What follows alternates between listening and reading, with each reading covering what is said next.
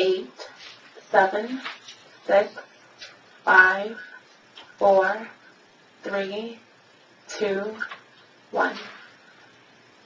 This webinar was developed to provide HHC staff with a broad overview of the purpose of the care plan and its use by the patient and the care team in the health home environment. Following soon throughout this year will be additional trainings and webinars.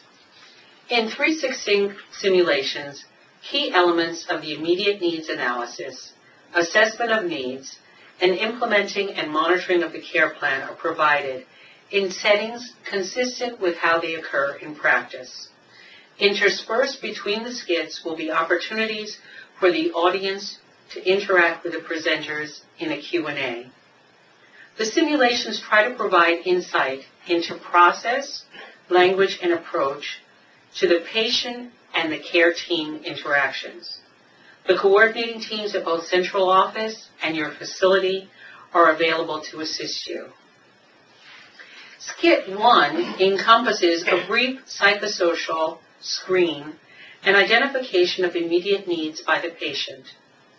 This information will be used for the interim care plan, comprising 3 or fewer goals, and will be completed in 30 days or less.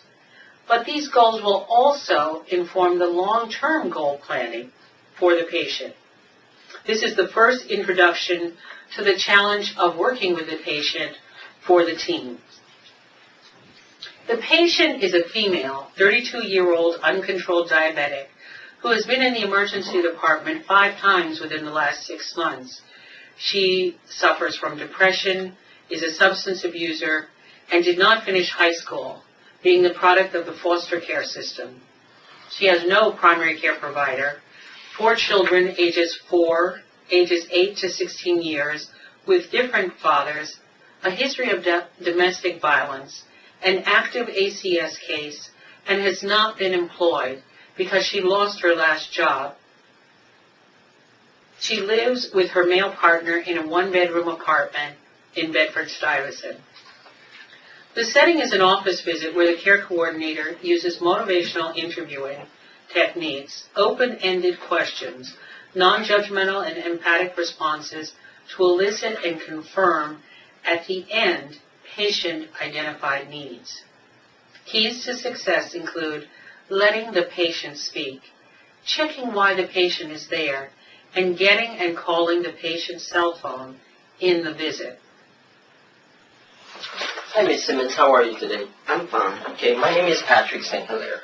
I'm a care coordinator for Health Homes. What brings you here today? Well, I received a letter from Health Homes stating I can get medical care, but I don't understand what it means. I know I have diabetes, and I get overwhelmed sometimes. Okay. How are you feeling today? I feel all right today. Okay. Well, the reason why I ask is because Health Homes, part of what we do is to coordinate with you to identify some of the issues that you may be experiencing, whether medical, social, or anything for that matter, to help with the chronic illness that you are experiencing, and so you can get better. The care that we may be providing may not necessarily be here in this hospital. It can also be wherever you're most comfortable with, okay? We're going to need, of course, to obtain your consent before we can continue on. If you are consenting to work with us, it would help us to share some of those information with the care coordination team, as well as the provider, in order to provide you with the best care and services that you need, okay? Now, think of me as a coach, okay? And part of what I'm going to be doing is to help you succeed. And my role is to obtain information, and your role would be to provide me all the necessary information pertaining to your health, and anything else that's going to be helpful to share with the care team and your provider in helping you succeed, and also in helping you with your medical issues, okay? Does this seem something that you would be willing to share with us? Yes. Okay. Tell me a little bit more about your medical needs, and whether or not you have a a primary care and anything else that you may be needing? Well, I don't have a primary care doctor, and when I get sick, I go to the emergency room. I know I have diabetes. I suffer with depression sometimes. I have other issues like ACS, substance abuse, and I'm really worried about my children. Okay, well, this sounds like something that we can certainly help you with, to navigate the proper services to help you with these things, okay? We're going to need to collect some information. I'm going to need to collect some information, of course, which will take about, roughly 20 minutes.